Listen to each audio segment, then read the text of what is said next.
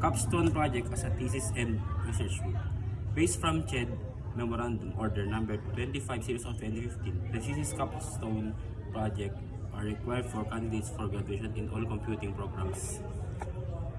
Both the thesis and capstone projects are terminal project requirements that would not only demonstrate a student's comprehensive knowledge of the area of study and research methods used, but also allow them to apply the concepts and methods to a specific problem in their area of specialization.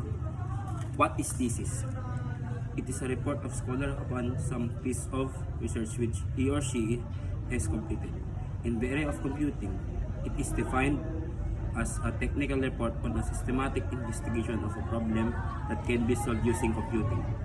It may include a solution, an approximate or partial solution, a scientific investigation, or development of results leading to the solution of the problem. Capstone project, an undertaking appropriate to a professional field. It should significantly address an existing problem or need. An IT capstone project focuses on the infrastructure, application, or processes involved in implementing computing solution to a problem. Responsibilities of a capstone project student. Upon enrollment in the thesis capstone project, the researcher has the sole responsibility of conceptualizing, undertaking, monitoring, and writing the thesis report. It is therefore necessary for a researcher to learn the necessary skill and competency in the conduct of research, although there will be an assigned advisor who will guide the student researcher in the conduct of the study. It is not the advisor's responsibility to feed everything to the researcher, because this defeats the purpose of teaching a researcher to be independent and to be competent. Besides, it will be the researcher who will represent the result of the study in the final oral defense and not the advisor. Project duration. The thesis project will be completed within two semesters, Capstone Project 1 and Capstone Project 2. In case that the student will not be able to comply the requirements within the prescribed semester, he or she will be given another 2 semesters as extension to complete the Capstone project. Failure to complete within the 4 semester duration, the student will be required to re-enroll Capstone Project 1 and Capstone Project 2, considering that the average lifespan of software is 3 years. In case a student will pass thesis Capstone 1 project but will fail to complete Capstone Project 2 within 2 semesters, the student will be required to re-enroll thesis Capstone Project 1 and thesis Capstone Project 2.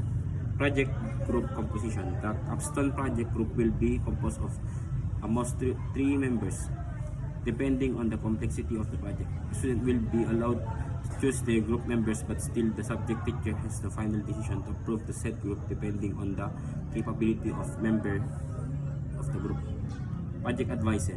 A dean or program chair is given the authority to select the student's advisor and panel members based on the faculty members' competency and expertise on the capstone project topic.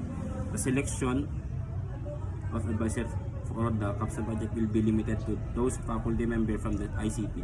Appointment of advisors from other department, colleges, institutions, universities will be allowed on a case basis. Contract of service. Faculty members may handle capstone project advisorship, provided that be a permanent faculty member who will be a co-advisor to ensure there will be somebody who will assume the advisorship once the contract of the former term is terminated. The maximum member of a capstone advisorship is 5 per faculty member. Panel composition. The dean or program chair will assign a qualified and competent faculty members who will constitute the defense panel. The defense panel shall be composed of the following: chairman, preferably the dean or program chair on a faculty with at least master's degree. 2. Members. 1 may be content expert. Duties and responsibilities of the panel chairman. Brief the components researchers about the proposal hearing oral defense program during the actual proposal hearing or oral defense, respectively. Issue the verdict. The verdict is unanimous decision among the 3 members of the thesis Capstone project proposal hearing or oral defense panel. Once issued, it is final and irrevocable. Nominate a thesis. Capstone project for the Outstanding Research Capstone Project Award. Duties and responsibilities of the panel members and contact expert. Validate the endorsement of the advisor. The panel serve as internal auditors, putting some form of a check in control of the kinds of thesis capstone projects being approved by the college. Evaluate the deliverables. Recommend a verdict. Listen and consider the request of the advisor and or the proponents researchers. Nominate a thesis capstone project for the Outstanding Research Capstone Project Award. Duties and responsibilities of the project thesis capstone project subject picture. Subject picture is by default the advisor of all groups assigned to him or her.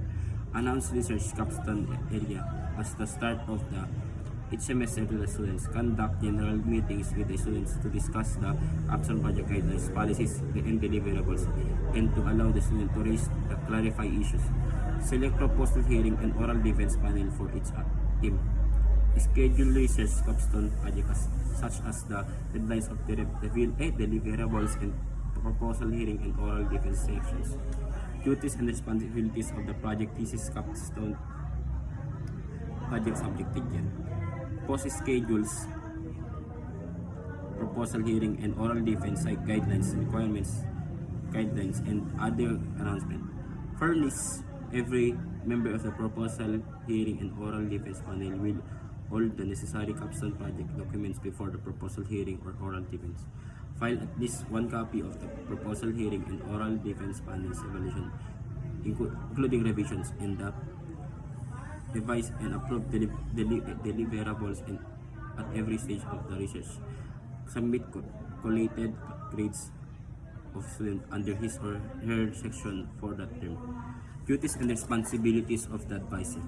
Ensures the study proposed by student conforms to the standard of the college and is immediate of potential impact on the research trust of the university. Guides the research or capstone project students in the following tasks while in the proposal stage. Defining the research problem objectives in their specific terms.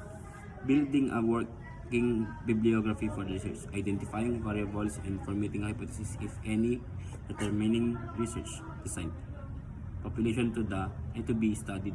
Research environment. Instruments to be used in the data collection procedures. Duties and responsibilities of the advisor. Meets the team regularly at least once a month. Note, the team must seek proper appointment to answer questions and help resolve impressions and conflicts. Advisor must remind the proponents researcher to do their work properly.